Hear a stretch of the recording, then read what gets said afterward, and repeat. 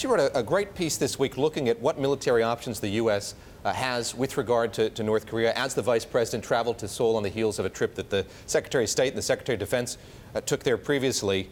Walk us through what's on the table here and how much better a picture we have of what this administration's policy is toward North Korea.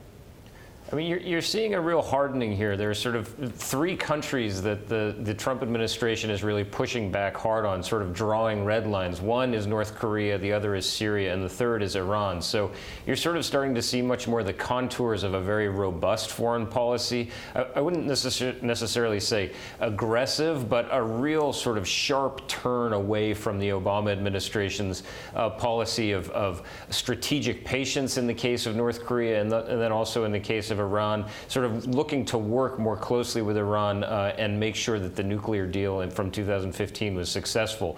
And then obviously the Syria missile strike. So North Korea sort of fits into this broader constellation of a hardening of the message of saying, you know, we won't be trifled with, don't push us. And the question there, as always with North Korea, is a situation that's bedeviled presidents for decades, you know, going back to Richard Nixon, is the North Korean response to any U.S. action would be so overwhelming and potentially so destructive that how do you do that without sparking, another war? So we still haven't seen any sort of indication from the administration of how they would solve that. Margaret, Talev, Nick Wadhams, they're describing the ambitiousness of this administration's foreign policy. Let's look at the domestic front here as we approach the end of the first 100 days period. This is something that the president was keen to point out, all that he would accomplish on the domestic front before we hit that metric.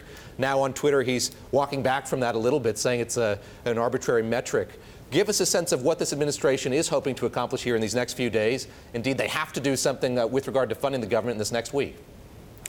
Yeah, that's right. Look, they need to try to avert a government shutdown. That's just basic. That hardly counts on the accomplishment list, but it would be a huge failure if it happened, since Republicans control both chambers of Congress as well as the White House.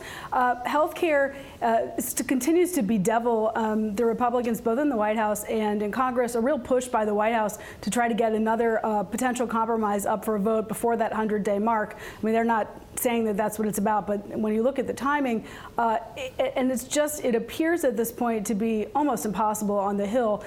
Folks on the Hill just hearing about it for the first time, even as the White House was saying this is going to happen, it could come back as early as next week. So we'll see that push, but right now the odds makers say it's very difficult, particularly with the shutdown looming and the notion that Democrats don't want to get co-opted into something bad on sort of either front that they don't feel they can live with. In terms of accomplishments, Neil Gorsuch on the Supreme Court is something that the White House feels great about and will certainly be touting, and we expect to see a whole rollout in the coming week of accomplishments that they feel are important. But a lot of what we're seeing now in terms of executive orders, whether it's on H-1B workers, whether it's on steel, the idea of rolling these out now has a lot to do with being able to say President Trump is following through on his campaign promises in the first 100 days. The legislative accomplishments have been much tougher.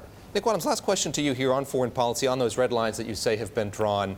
Iran is at the forefront again. We have Secretary of Defense James Mattis in Israel talking about it, and increasingly we see the ambassador to the UN, Nikki Haley, talking about and shifting the focus to Iran. What can we expect here in the coming weeks on Iran?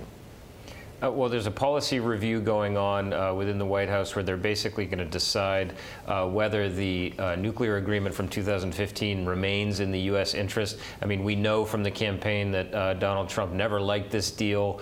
His administration obviously is not happy about it. Rex Tillerson made some very, very tough comments about Iran a couple of days ago after the U.S. sort of made this 90-day certification. It was more of an administrative thing, saying, yes, Iran is complying with the deal, but they're very clear that they don't like this. And one of the strategies we've been hearing people say is sort of their intention is to put so much pressure on Iran, get Iran then to sort of walk away from the deal itself, and then they would be able to say, hey, not our fault, but the deal is dead.